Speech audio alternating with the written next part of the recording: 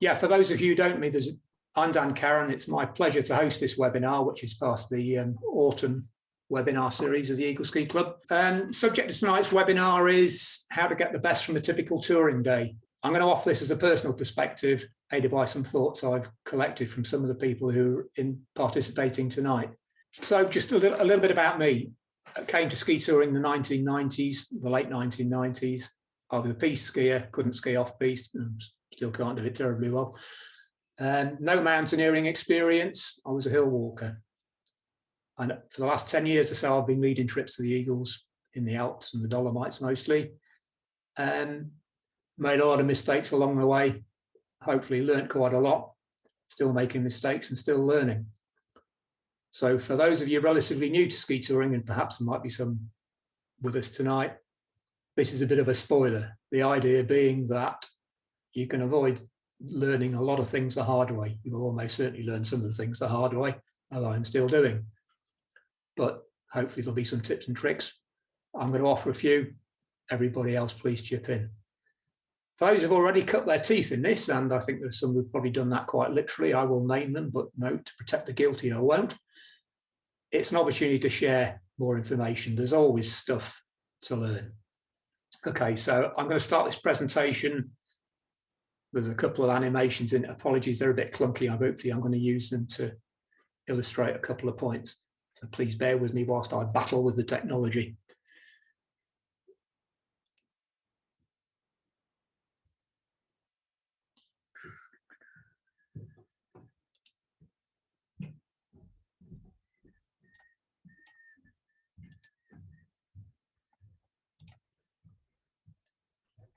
So hopefully you're seeing a slide, which is the outline of what I'm going to try and talk about tonight. If somebody could just give me a thumbs up, say that you've got that, just either verbally or... Yeah. Okay, well, I'm going to assume that that's going. Typical touring day, what is it? What do we mean by the best? Go through a few essential skills and perhaps how we can develop those. Say at any point, please chip in if you've got something good to say.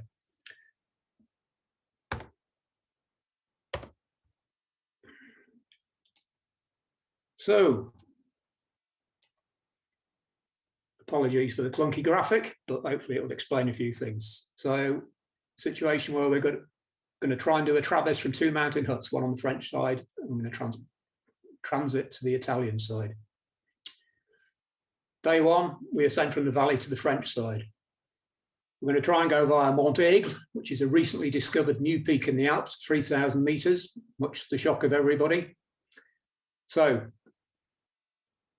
here comes the animation. So the first thing I'm trying to demonstrate here is that when you start ski touring day, it's usually early, especially later in the season in April and May. It will be dark and probably cold. And cold is a good thing because that means the snowpack will have settled down a bit.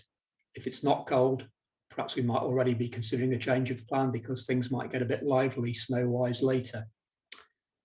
The yellow dots at the French hut are to try and indicate that probably everybody's going to have the idea of starting early, so it will be busy. So let's just do a bit more the animation. So dawn comes, we ascend up the side. The horizontal lines are contours to try and give some indication of relative steepness, which we'll perhaps talk about later. We ski up to just below the peak, by which time we're quite warm. We depot our skis and or our split board if we have lucky enough to have such a person in our party, and ascend to the peak on foot where it's probably cold again, and so we might need to react accordingly. We plant a flag on the top for Queen and Country, Elizabeth or Nicola, depending on your standpoint, and having done that, we will, excuse me, just clicking on the animation again, come back down again, ski all the way down to the Italian hut. Okay, so clunky graphic, but I say I'm going to try and use it to illustrate a few points. First of all, the altitude profile, typical touring day. When we're ascending on skis, on skins, 300 meters an hour perhaps, go for an hour, have a rest, do that 2 or 3 times. the blue trace on this graph. Apologies for using a graph, but I'm an engineer, so I would feel bereft doing a presentation without at least one graph in it. Get to the ski depot at 2,900 metres, boost up to the peak, perhaps hang around a bit, but not very long, back down again. I haven't put a legend on the green trace. Perhaps somebody'd like to tell me what they think it might be. Any suggestions?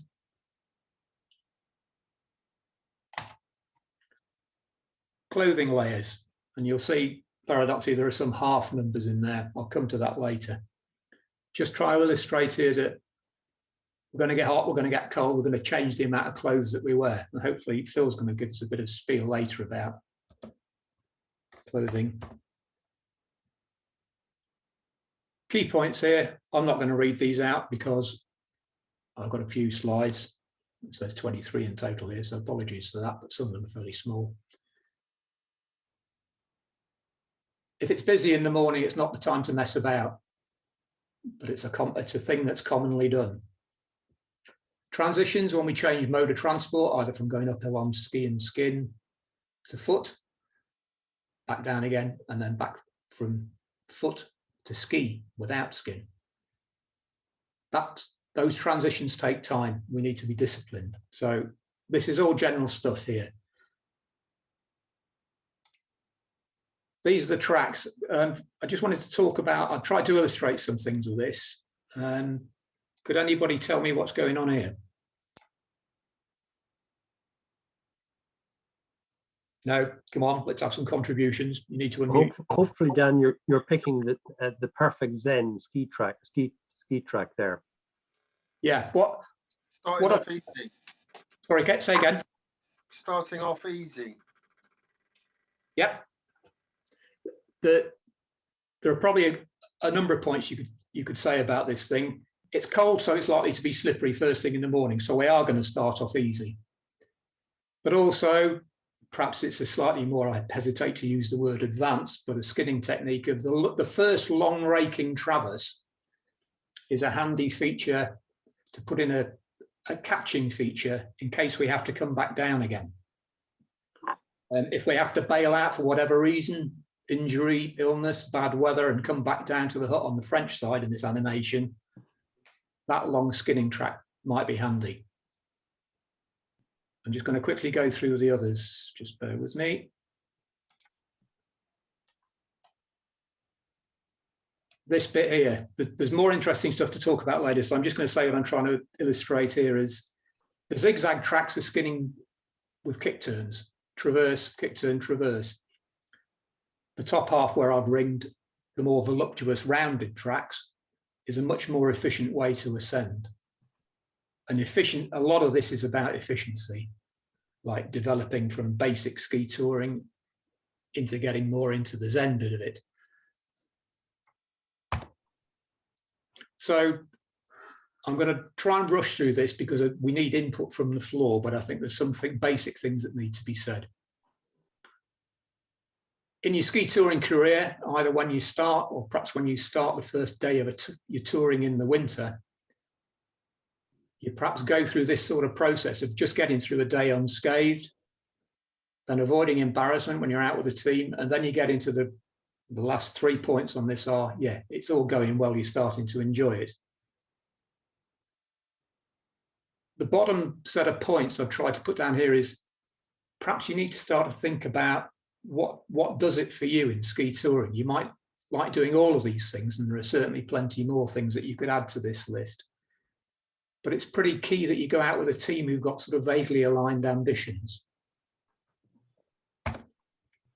Okay, so hopefully this doesn't come as news to anybody, the types of fun thing. And I've tried to use this for a number of points, really. Type 1 fun, brilliant at the time, good fun later. Blue sky, powder up to your armpits, 20-degree slopes, very little risk, fantastic. You often don't learn much from those sorts of days, but perhaps you should, because it's easy to make wrong decisions and think things went wonderfully well, but perhaps you made some bad calls. The type 2 fun might be scary at the time, perhaps a bit of peril, good fun afterwards. Yeah, quite often you get something to learn from those. Type 3 fun, survival not guaranteed. You probably don't enjoy having done it at all even afterwards, but you can learn a lot from it. I've certainly had a few experiences like that, and it is a few rather than a lot, which is probably why I'm still here. Absolutely learn something from it every time. A lot of this is to do with your comfort zone. So again, you need to think about what rewards you get out of a trip. But perhaps if you've got a big comfort zone, and if you're an adrenaline junkie, your risk of straying into type 3 fun, where you're going to imperil yourself and perhaps more importantly others, is higher. All right, so I'm going to slow down in a minute so you can get a word in edgeways. So apologies for rushing through this. It would be remiss of me not to talk about safety, and obviously there are some essential safety skills, in my opinion. As referred to before, time is a safety parameter. You have margins in time in case things go wrong, and you can do something about it. So wasting time is eroding your safety margins. And a lot about being efficient is not wasting time.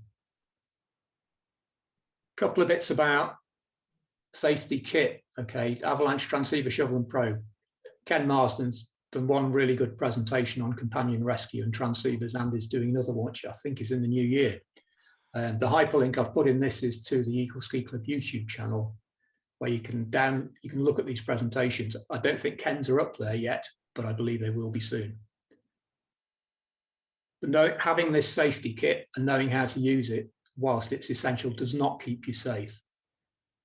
Behaviour is the thing that keeps you safe mostly. It stops you getting into trouble. If you're using transceiver, shovel and probe, things have quite possibly already gone badly wrong for your group. I've put some stuff on this slide, safe behaviours. Has anybody got anything to add in terms of safe behaviours to this? I'm not going to go through them and read them out. Any comments? Nope. Okay. Yeah, Dan, I would say planning as a safe behaviour, because so that the team know what you're aiming to do, where you're aiming to get to, all that kind of thing, so that you're aligned. Yeah, absolutely. And I'm glad you said that, because we'll come to that a little bit later. Yeah. And I think there's certainly a lot to say on it. And Dan, I would say, you know, the group decision-making process, the more active and engaged that is, the safer it is. Yeah. And I'd absolutely agree with both of you. And I think perhaps it's something that people tend to focus on the technical skills to start with, how to do a decent kick turn. But I think if you can get these behaviours ingrained early, you're definitely going to be safer, and the people who go out with you are going to be safer. I mean, if people want to think about that, I think that a chance will come up later to say a bit more about that, and hopefully you guys can say it rather than me, because I have limited wisdom to impart on this. The point I wanted to make on this slide was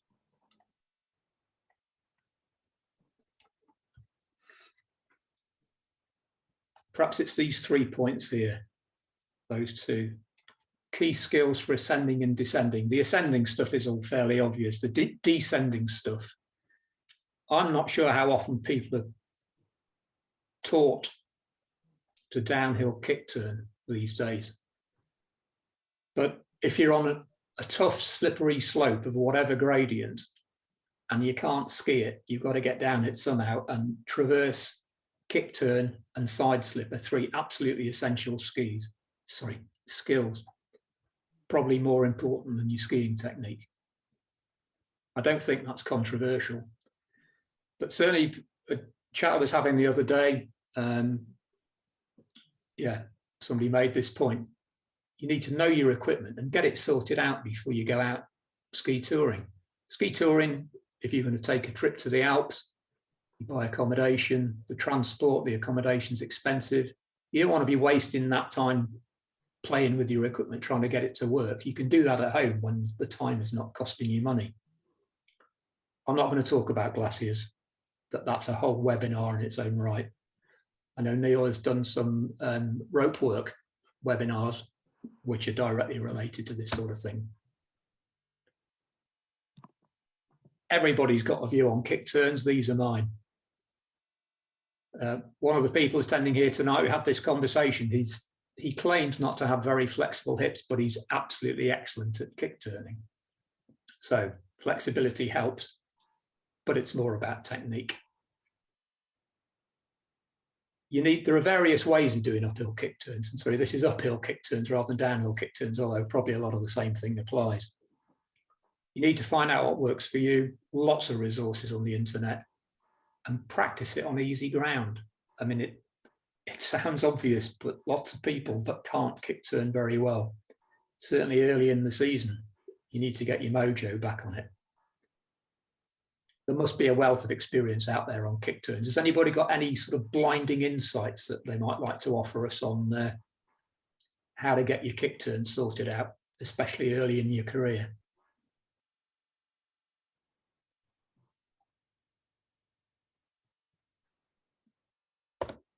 No, okay.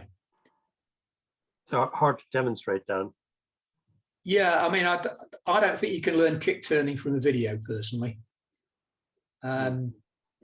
You can pick up tips and tricks on kick turning from videos, but if you can't do it or you're struggling to do it, you need to go out on some easy ground with somebody who can do it and spend time with it. Dan, I've got a comment. Go on, go for it. I think one of the things that a lot of people don't do when they do kick turns is they don't make a good enough platform at the turn. And I think that makes life very difficult for them. Because if you cruise into that turn and it's steep ground, and you've not flattened out enough ground there for that turn, it does make it extremely difficult, whatever method you're using. So it is worth having that extra bit of whoever's leading that particular section, just to sort of make it a slightly bigger area for people to turn in. It does make it a lot easier for the rest of the group then. Yeah. Yeah, Dan, I would also say, following on from what Peter just said, is that often people don't have their bottom ski perpendicular to the slope. They have it so that it's kind of, just slightly uphill, pointing slightly uphill rather than pointing completely across the slope. So it's all part of the same thing of getting a decent, stable platform from which to make your movements. Yeah, and you end up in the downward snowplow of death mode. That's the one. We've all done it. Yes, probably still do. I think I'm guilty as charged. Yeah, I mean, I don't know. Is that the sort of thing we could do a webinar on? There is. I think the politest way of saying it was there is a huge variation in kick turn capability and competence in the Eagle Ski Club. And your competence in some cases is not actually directly related to the amount of weeks you've been ski touring. Guilty as charged, I think. You may find that people who are less competent are more interested in a webinar. And, yeah. And the other point I would say with the platform that Peter was saying is if it's hard snow or ice, then it's almost impossible to create a platform. And then the horizontal ski that Susie was talking about is key. And then the staying in balance is a lot easier if you when you do your kick turn, if your skis are then parallel, it makes, you're always in balance. Whereas if you've got more of a racing 90-degree uphill kick turn, then it's that's, yeah. As you say, there's lots of resources. This is Harvey talking, isn't it? I think, is that you, Harvey? It is. Yeah. I mean, is it the same for splitboard? Do the same rules and tips apply? It is exactly the same. Okay, great. Okay, so going to move on. So I think anybody who's been on a ski tour has probably come across either doing this themselves or certainly with other members in the team. And it's not a nice position to be in. So on the grounds that we are a bit short of time and I've been rambling on, I'm just going to offer some thoughts on how to overcome any of these things. But the thing at the bottom is actually a key safety thing. Don't be embarrassed by asking questions. Certainly it's a mountaineering thing of, you know, if you think you should know something but you don't and feel embarrassed to ask it, that's not a good place to be. And certainly early in your ski touring career, yeah, you need to ask a lot. And usually people are pretty free with their information and guidance and tips. I think the point that was made before about Susie, I think perhaps not just avoid, and then supported by Declan about the decision making in the team stuff. You need to be involved, not just to avoid embarrassment, but it's a safety thing as well. Can I add something as a Of course, go for it, yeah. A still beginner? Is the other suggestion I would make is you at your transitions or anywhere else, you stand as close as you can to somebody who's got, you know, has got some real experience. Watch what they do and do the same. Yeah. It helps. Good, yeah. I mean, transitions are actually a key point in this. I mean, I've got a slide for that later, so I'd like to come back to that if you can chip in again. I'm sorry, I didn't recognise who was speaking, so. Oh, it's Susan. Sue. Hi. Hello. Sue. Okay, I'll come back. Yeah, okay. And if I don't, then pin me back about it later, because there's a sort of open session. Okay, so if we've got over all the basics, and that was just a really quick run through, so apologies for that, but this is very much a personal opinion. Ski touring's a team sport. Some people who do it solo, absolutely heroic. So if you have some sort of vague concept of team time, then faffing, whilst it can be immensely therapeutic, it eats time and it pisses other people off. Therefore, it needs to be avoided. If you need to faff, and we all do occasionally, then please do it when it doesn't matter. So, you know, perhaps in a hut, it's between dinner and bedtime. If you're going to repack your rucksack, that's a good time to faff. If Phil's still with us, Phil's going to give us a bit of a talk about rucksacks later. Always look after your feet. But if you know you're going to get blisters every day, then perhaps take them up beforehand rather than just decide to do it when we agreed a departure time. All right, so the big thing, you can always improve your technical skills. People spend lots of money, myself included, on skiing tuition and, you know, go out with guides, and guides are always very generous with their technical information.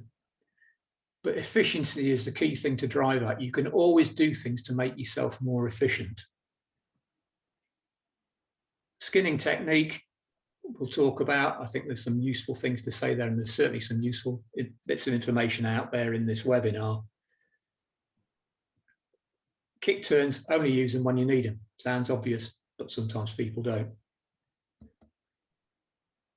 So rucksacks, this is a huge learning point. I think it's one of the things that I've come to quite late in my touring career, actually trying to optimize rucksacks rather than buying the most complicated gizmos I can. They need to carry some basic stuff, and you need to know how to use them. The time to discover how to put your skis on your back is not when you're at a slippery ski depot at 2,900 meters. Try it in your living room. Your new 110 centimeter wide, 110 millimeter wide powder skis might not fit on the nice new rucksack that you've just bought. Be a good idea to try that out before you got out there. Phil, are you happy to give us a few minutes on rucksack management? Anyway, that'll be fine. You can see it now, can't you? Yes. Yeah. Okay, so this is a rucksack that Annette bought in Decathlon in Passy last year. and I think it's pretty much the perfect, and Annette does as well, because I've tried nicking it from her, but she doesn't let me. Pretty much the perfect day touring, and probably be okay for a sort of overnight type trip as well. Maybe you wouldn't fit a lot of climbing gear and a rope in here probably. It's 22 litres. It's one compartment, so it's nice and simple, apart from the fact it's got a thing down the back for putting your probe and shovel down. So the probe and shovel fit quite nicely down there. Everything else inside, it's got a couple of pockets. It's got one big pocket on the front, and it's got a pocket on the lid as well for sunglasses and sun cream and things you might need during the day. Go on. Phone essential, and then essential. Yeah, phone, and that same phone, yep. And it's got very nice straps on the side, so you can get skis and carry skis really easily, and an axe if you need to. And it's got straps for an axe. It's probably worth saying that I tend to always carry my axe on the side straps with the point facing down. I mean, in lifts, it's much less likely to spike people, particularly if you've got a long axe, which quite a lot of eagles have. It's easier to get out. And if you haven't learnt how to carry your axe stuffed down the back through the straps, it's worth learning how to do that. That's how mountaineers carry their ice axes. And as people said about making platforms for skinning tracks, an axe is often really useful for that. So having it easily accessible, you don't need to take your rucksack off. You just wick your axe out, and that's a really good trick. And it's giving me notes here. Cost, yeah. How much do you think this rucksack costs? No, Harvey, if you know, have you got one as well? Yeah. Has anyone else got one? Yeah, I've got one, Phil. Oh, yeah, that's 3. Okay, I think it was, I looked at the website, I think it was something ridiculous like $17.99, isn't it? It's gone down. Yeah, they're 20 quid. Yeah. But yeah, 20, I mean, I dread to think, Who made it? but, it's the perfect day touring, and, you could get overnights. Have we had overnights in huts? Can't remember. Not since COVID. Okay, right. So that's the rucksack. The other thing that thought that came to me when Dan was talking is that if I'm packing my rucksack, I usually think of the day in advance. Now that does mean you need to know exactly what the day consists of. And I know there are some eagles who are just in sort of follower mode and I just get out for a day skiing and don't really know what it involves. But if you're going to pack your rucksack effectively, you do have, so, I'll think about the day, I'm going to get up, I'm going to find the car key, I'm going to drive to the baker's, I'll need some money or a credit card. I'll drive to the car park, I'll need the chit for the car park.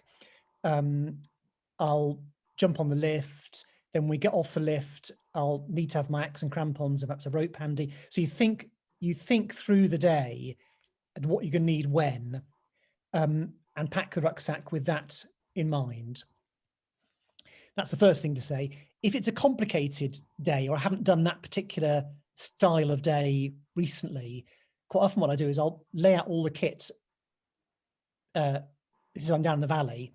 Lay out all the kit on the floor the night before, check I've got everything, and then the morning pack it, because that gives you a second go at remembering that you've got everything, and it's where it is in your rucksack.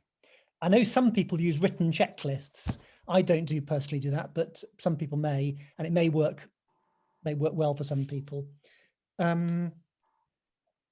Finally, Sue Hurst, you're there, aren't you? Is Sue Hurst? Yes, I'm here. Yeah. Hello.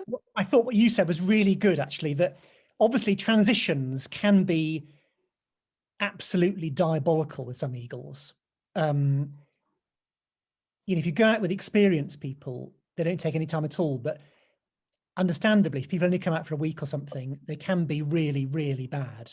And I think what Sue said about looking at what other people are doing, copying them. So, you know, if other people are putting the harness on, there's no point in having 3 people in the group putting the harness on, 3 not.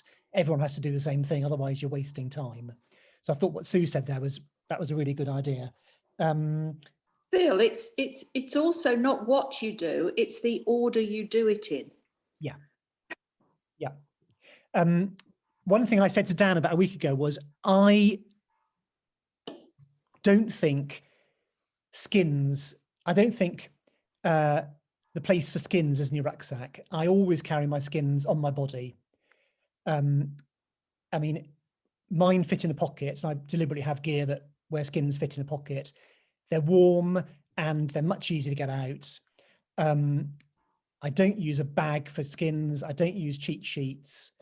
I know some people can't, they have such strong glue, they can't get it apart without a cheat sheet. But so if you have to use them, well, but I still think carrying them in your clothes is a really good thing. And if they won't fit in your pockets, using your waist belt of rucksack, and even a cheap rucksack like this actually has quite a good elastic waist belt. You can just put your waist belt round, stuff the skins inside your clothes, and as long as you remember they're in there and don't drop them, that's by far the most quickest way of putting skins on.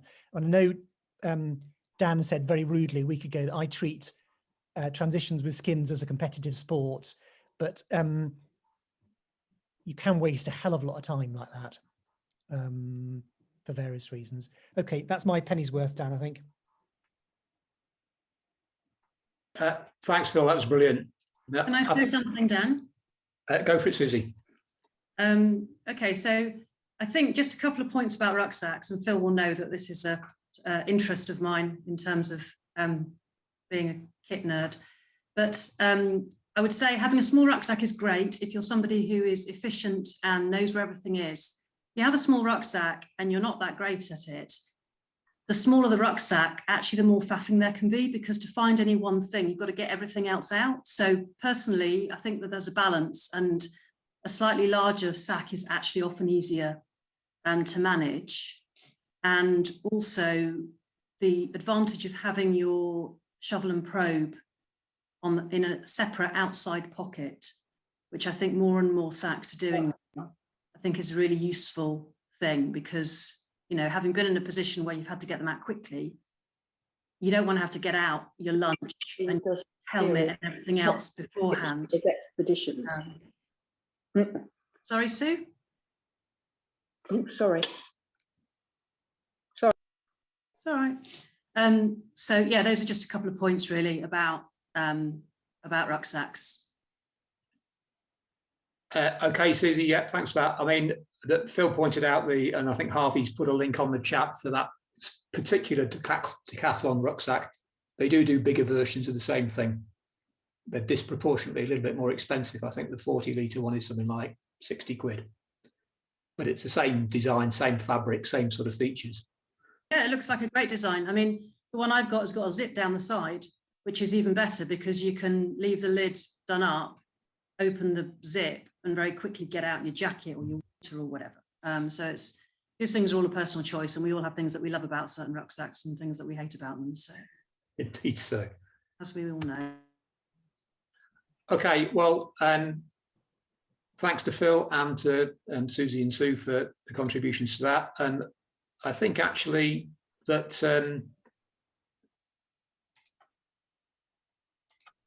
some of those points, we've talked about efficient transitions, and Sue said this before, and Phil's just made the points as well, that yes, a lot of time's wasted on transitions, and there are 6 possible transitions as shown in that sort of fairly naff little diagram I've drawn. I think the key thing is what actually, which summarises what's been said, is you need a system of doing things. And it doesn't have to be the same system for everybody, the same order in which you do things, but it has to work for you, so that every time you come to a particular transition, you know what you're going to do. You're going to take your crampons out of your pack, you're going to stick them on the snow, you're going to stick the left foot on first and the right foot the right way around, hopefully, because crampons are handed. you know what you're doing. As soon as you're doing things in a random order, the risks go up, certainly of wasting time and possibly of losing gear. And often when you're doing transitions, you're in situations where one wrong move, you put a ski down without having adjusted the brakes, having taken the skins off, that ski's gone and your whole team's in trouble. So I think we've covered that one. Phil did make the point about carrying the ice axe between your shoulder blades, really quick to get it out. One thing you do have to be careful of that is when you forget that you've got it there and you take your rucksack off for a transition, but unless your ice axe is attached to something, it will set off downhill. I've nearly been caught by that a couple of times. If anybody's got any suggestions as to how you avoid that happening, I'd be really interested to hear them. You just have to always remember when you take your rucksack off, is my ice axe there? But that comes, I think, from climbing a lot in the summer as well, actually. But for the guy in front, for the person out front, having the axe is phenomenally useful, actually, for exactly what Peter said, is making a nice big, you know, a few whacks with your axe. If it's hard, does make a lot easier for a platform for kick turns. Agreed. And there's an interesting bit in Rob Coppolilo's ski guide manual book about short icy stretches when skinning. Perhaps the leader can boot in a track and then following people can actually skin through it, provided they use his booted track, which is with his uphill leg for their downhill leg. So it's a great book and I haven't read it all yet, but I'd certainly recommend reading certain bits of it like that.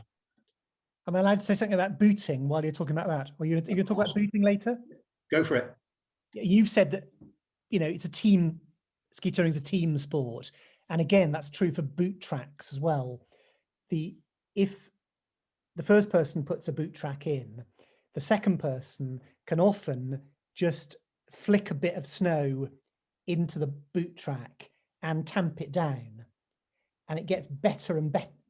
It gets better and better for the subsequent people if they all do the same thing, because snow soon sinters very quickly and it becomes really good. So you can either have a team that get a really good boot track in and the last person is just sauntering up, or you can have a terrible track that's all falling to bits, but people just use a bit of intelligence about how they put the snow, how they put the foot in and how they put the snow in, if that makes sense.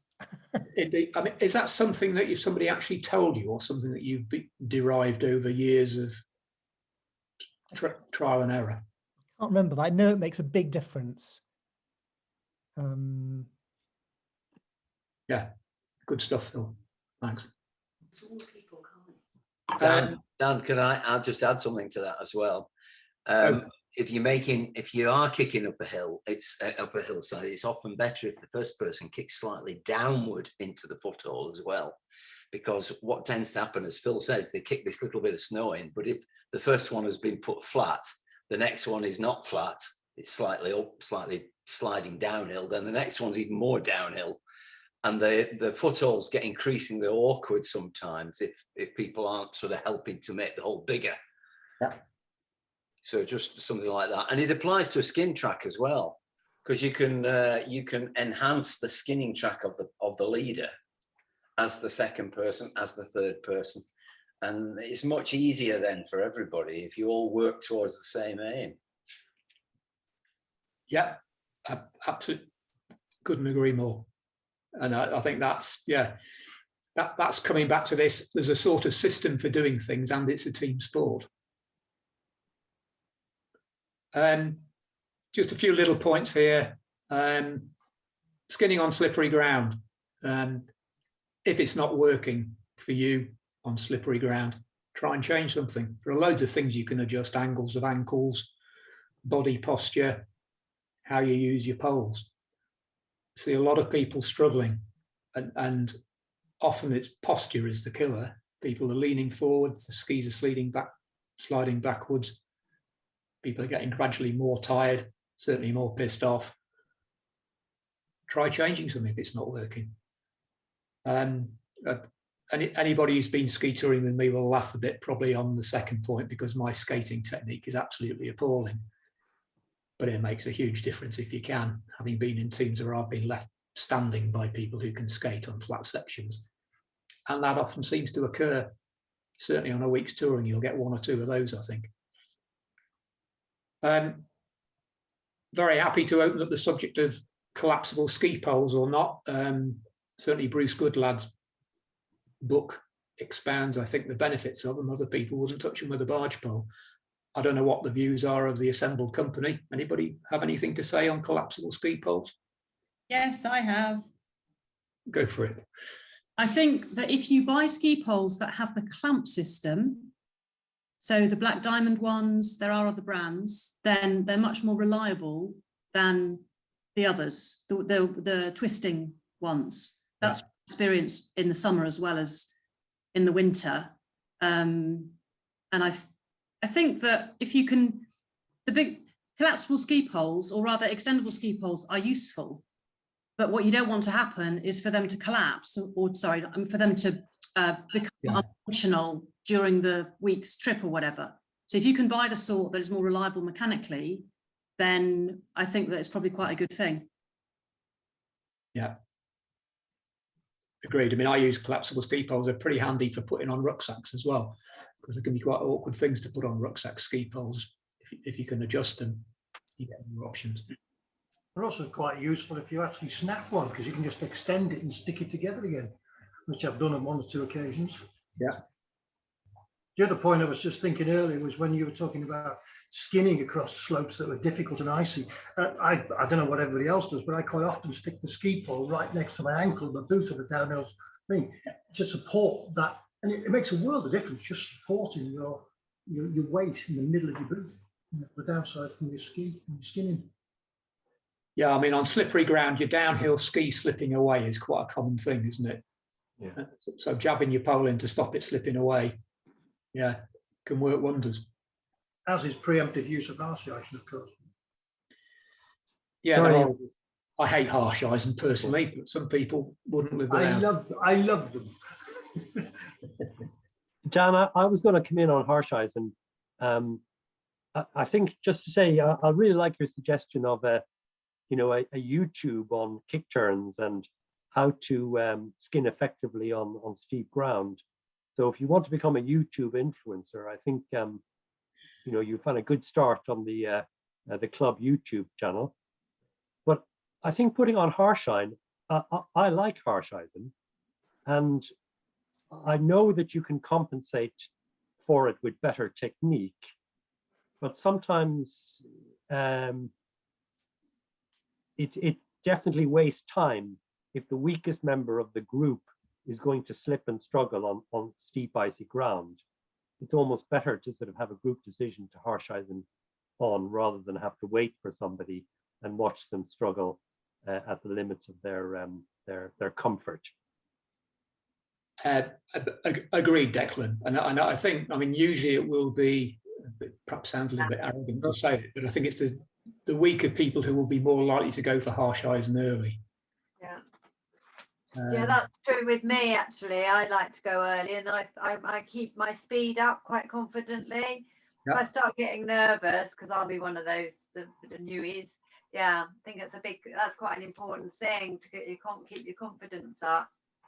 But that's an issue for somebody who's actually leading a group, or at least a more confident one in front, to actually recognise that the weakest member actually probably does need that preemptively, rather than I mean, I've been in a situation where you go across a slope with half a dozen people, and 3 of them are just completely out of control. They're just slithering off everywhere. Yeah. It should have been anyway. Just to come back in on that, I definitely like harsh icing, and to be a bit provocative, I think some people view it as a sort of a test of technique to see how far they can get without harsh icing. So I would argue against that. Yeah, I mean, I can't remember who, it was a lady who made the point, apologies for not remembering your name, it's all happened a bit quick. Yeah, but doing it early, perhaps it was Alison. If you know what works for you, this is part of, I think, of the having a system thing. So you think, yeah, we're starting early, it was cold overnight, it was clear skies, it's boilerplate. I will likely need my harsh icing. The first 200 meters might be along flat ground, but I'll need them ready to put on.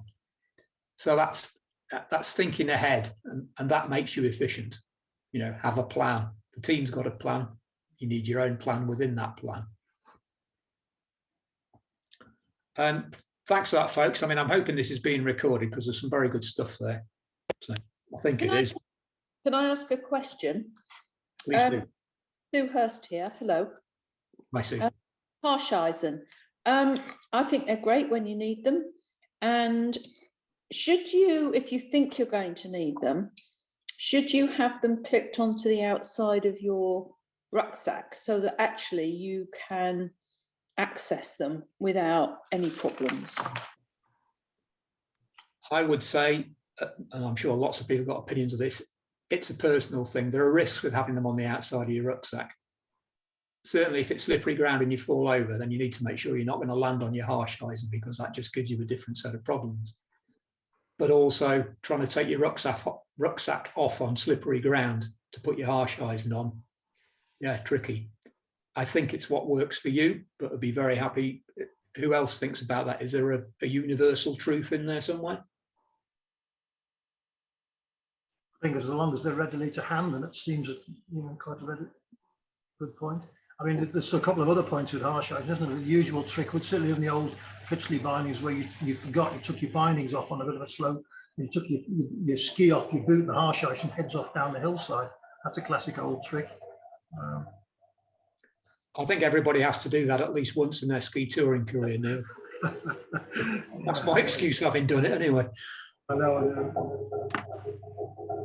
The other thing I was quite interested in was, I think Susie or somebody put it online last year, that a photograph of one of them snapping. I was surprised just how short. I mean, mine snapped about the same time. And when I think whoever it was put this photograph online, I was quite surprised how many people had snapped Harsh-Eisens of the same design all within 1 year. So I guess a close scrutiny of your kit before going is particularly relevant there. Yeah, were they Dynafit? No, it was me, Neil, that put them up. Yeah, I thought it was, yeah. And I later discovered that it was to do with it's a bit boring and technical, but basically not every type of Harsh-Eisen is compatible with every kind of binding. Even they all look like Dynafit style bindings. They don't all work all that well. And so when I snapped 2 pairs, I bought another. I discovered that a different brand was going to work better. So that's what I've got now, but I haven't had the chance to test them. That's a pretty hot tip, actually, Susie, because snapping them when you need them, it's not good medicine, is it? There's a couple of things on the Harsh-Eisen, and it does get technical quite quickly, but making sure that they're a close fit to the ski, not too oversized, and that it's a snug but not a slack fit through the runner. And even within the Harsh-Eisen, even within Dynafit, they do a single rivet and a double rivet, which makes it easier with the single rivet to snap off the bar. But yeah, it's a bit of a minefield. Okay, well, perhaps that's a topic for another short webinar then. It's pretty important, isn't it? Failing gears are a nightmare. And the most important factor is getting them snug to your ski. Yeah. Okay, good stuff. Should we move on? Right, I'll try and. We talked about layers and clothing. Phil's talked about how he carries his skins inside his jacket. I've got a cycling gilet which has had some balloon fabric put inside it to carry skis in the pocket. You can customize those clothes, and you can probably do that with an awful lot of other things as well. Big topic, clothing. Again, another webinar topic in its own right, but has anybody got some pearls they want to share with us on this one? If I could add just one comment about over jackets, your outside jacket. I know one of the problems I had many, many years ago was the idea that you didn't have a system, you didn't have enough pockets that were big enough for the types of kit you carry. Such as, for example, there's no point in having a map in one pocket and your compass in the same pocket. You pull the map out, the compass goes down the slope with it. It's quite difficult to find a jacket that suits the way you operate. It's quite easy to find. You put more than one thing in one pocket. you will find they just come out when you don't want them to. I mean, that's quite awkward. Yeah, I mean, I think it's a lifetime's journey, the pursuit of the perfect combination of trousers, you know, mid layers and top layers, isn't it?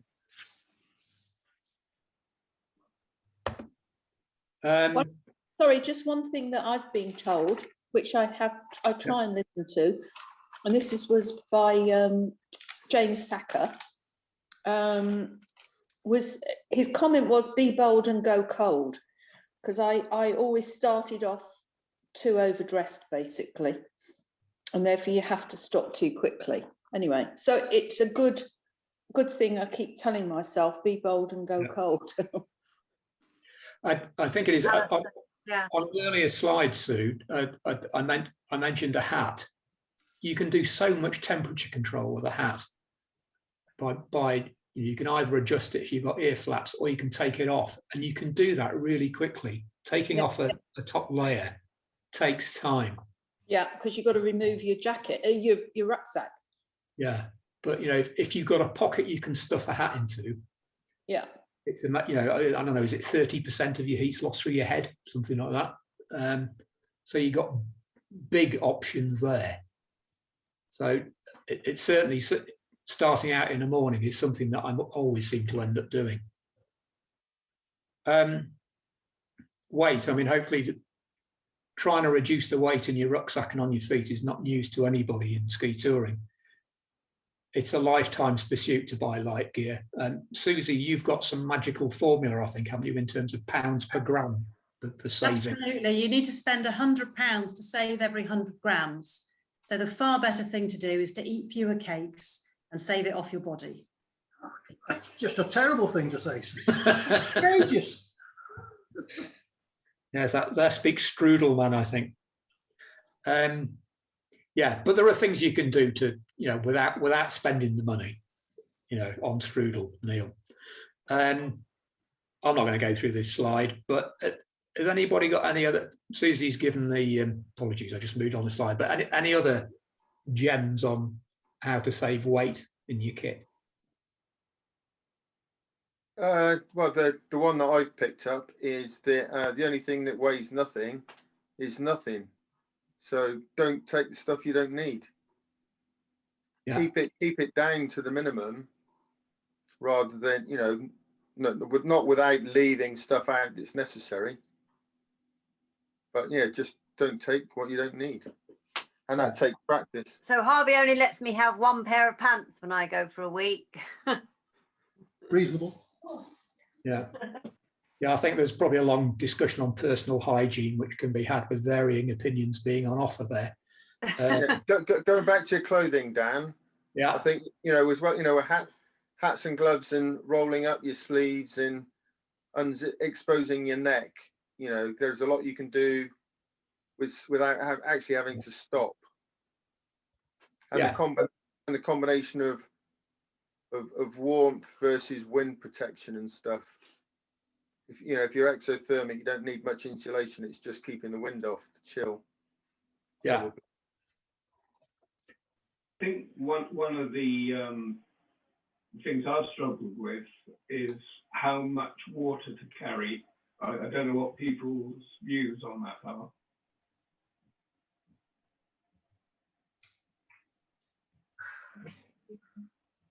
Go on, Phil. Can I say something here? I think you'll find carrying water is very personal, because some people will go all day on half a litre, and some people find it really difficult to do without having a great bladder full of about two litres. So it is an intensely personal thing, and I think it's very difficult to decide how much you can get away with, but you'll probably only find that from experience. Yeah, I think it probably depends on the amount of beer you drunk the night before as well, doesn't it? Or in certain cases, cider, perhaps. I think the water is very personal, and the answer is take enough. I think the science, there was a big thing about, you know, physical performance and hydration and stuff that was all the vogue at one point, but I think your body is quite flexible.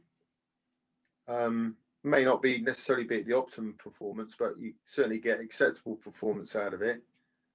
So you definitely need to take enough, but you know, it is probably the heaviest thing in your bag.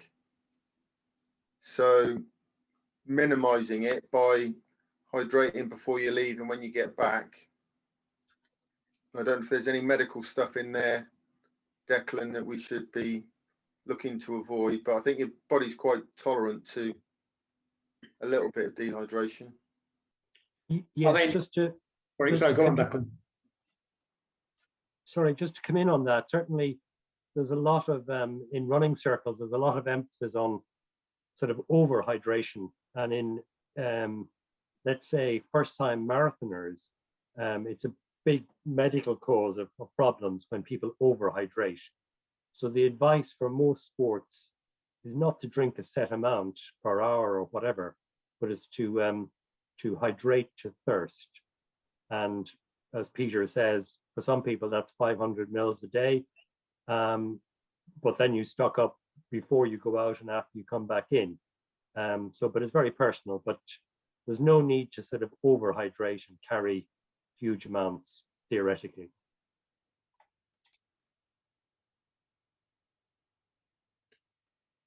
Okay. Thanks for that. I'm just going to talk a little bit about skins, and then, you know, we can carry on as long as our license allows us, which I think is probably all night, but you'll be all fed up by then, I think. Skins, you need to look after them. They do a lot for you, and you see some pretty appalling examples of skins. Rick Marchant did a really good video webinar thing last season, but unfortunately I can't find it. So if anybody's got a copy of it that we can stick on the Eagle Ski Club YouTube channel, please let me know. Phil's already talked about some people have skins which have too much glue on them. Often you see people with too little glue, but it's certainly worth at least once a season getting the iron out and cleaning your skins and then sticking wax on them and re-gluing them. They obviously need to be correctly fitted. There's lots of blurb about that. Phil's already talked about keeping them warm, keeping them close to your body. Certainly that makes the glue much more adhesive. I've got a little slide here, which is just some photos of a skin going from the left, a ski with a skin on it, which, apologies, it's got the backing sheet on because the ski is actually covered in wax. Tail clip on the ski.